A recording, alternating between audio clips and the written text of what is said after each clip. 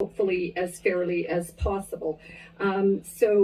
Professor Peterson, let's start with you. So this question says, you present your issue with Bill C-16 to be that the infringement of freedom of expression regarding gender pronouns is a problem.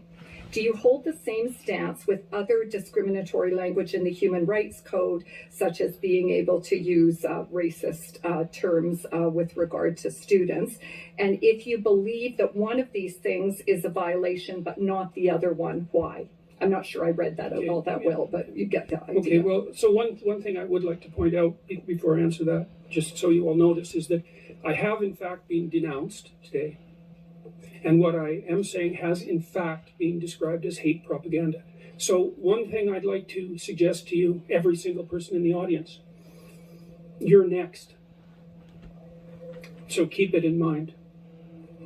All right, so with regards to the question, well, first of all,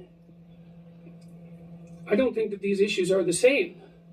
I don't think they're the same at all. I mean, I've been thinking about the pronoun thing, because one of the things that it put me back on my heels for a while, because the claim was basically, well, it's something like, why doesn't the mean professor just play nice and respect people by using the pronouns? And it took me like 3 weeks to unpack that, because who gets questioned about pronoun use? I don't know why the hell I use the pronouns I use. I use them because they're part of the language. I use he and she because that's what everyone uses. And so then I had to think about, well, why do we in fact use pronouns? And we use them in part for the same reason that we use other categories, and that's to simplify the world for functional purposes, roughly speaking. But then I was thinking, well, is the use of he and she a mark of respect? And the answer to that is, well, no, it's not a mark of respect. It can't be a mark of respect. What you call 4 billion people can't be a mark of respect, right? It's a mark of basic categorization. And so then the claim comes up, well, if someone wants you to use a particular pronoun, then you're disrespecting them if you don't. It's like, okay, let's think that through a bit. Well, that assumes that when I'm using he or she for people, in normal parlance, that I'm actually indicating my respect for them. And that's not true. It's like if I don't know you, I classify you generically, and basically I classify you in terms of how you present yourself publicly. I suppose that's your gender expression. And then I nail you with whatever pronoun seems to fit. It has nothing to do with respect. And besides that, you bloody well don't get to demand my respect. Why should you?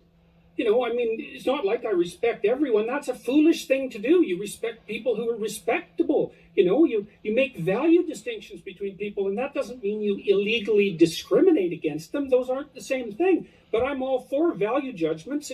If you don't buy value judgments, then why bother learning anything? Why bother doing anything? Why go from one point in your life to another if the next point isn't better in some manner?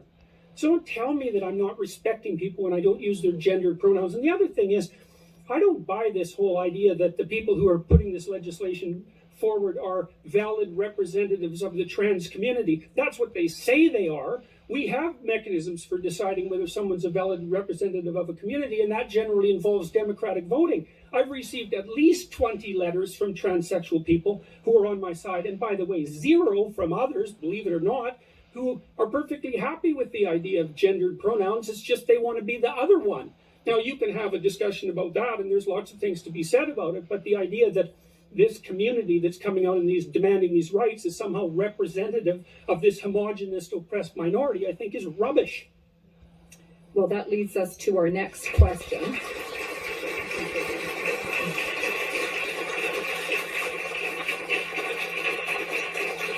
And for this question, I'm going to ask both Professor Kosman and Professor Bryson to comment on it. So one of the objectives of the transgender and queer rights movement is to enter into public conscience in a way. And this person asks, this can only occur through public conversation. Do you worry that it may not be possible to have thoughtful discussion if there's government restriction about this kind of speech? And do you worry that it would skew discussion in one direction or another? So perhaps Professor Kosman first, and then Professor Bryson. So I've spent a career being concerned about the way in which thoughtful discussion is often shut down. And I've been concerned about it on the right, I've been concerned about it on the left, and I've been concerned about it in the mushy middle. And And I think that Professor Peterson has actually performed some of this today, insofar as he just said that he was denounced here today and that they're going to come for you next. So the thing is about speech is that everybody gets it. And you say something and you then get criticized. So Professor Peterson hasn't been denounced, some might want to, but he has been severely criticized. And that is actually what speech does. That is what speech does. I think that there is an important way to have public discussions around a whole range of issues. I would welcome a discussion on the role of hate speech provisions. I would welcome a discussion around the role of hate speech and its desirability, about whether the Supreme Court of Canada is right or not right in upholding its constitutionality. But I would like to have that debate with someone who is knowledgeable about the law.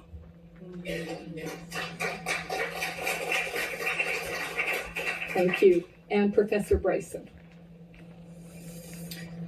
One of the big questions that I had to deal with in considering whether or not to accept the very generous offer, invitation of the University of Toronto to come here today would be the impact of this event on trans and gender non-binary people, specifically at the University of Toronto and much more generally. And so, whereas I would say that I recognize practices of peer review, and practices of peer review are not denouncement. Practices of peer review are practices that we utilize to make assessments about knowledge claims, whereas I would fully appreciate being able to enter into a discussion about gender and gender identity and issues around trans culture as a means of practicing peer review. I think the difficulty that we've had, and we've managed to reproduce this difficulty here today, characterized just now by Dr. Peterson as simplifying the world for functional purposes. Simplifying the world for functional purposes is not what I recognize to be academic practice. This is not how we relate to knowledge. And so I think that there's a concern when we don't subject claims that are being made as knowledge claims by people who carry titles at great Canadian universities, when we don't treat those knowledge claims in the same way that we would in any other field.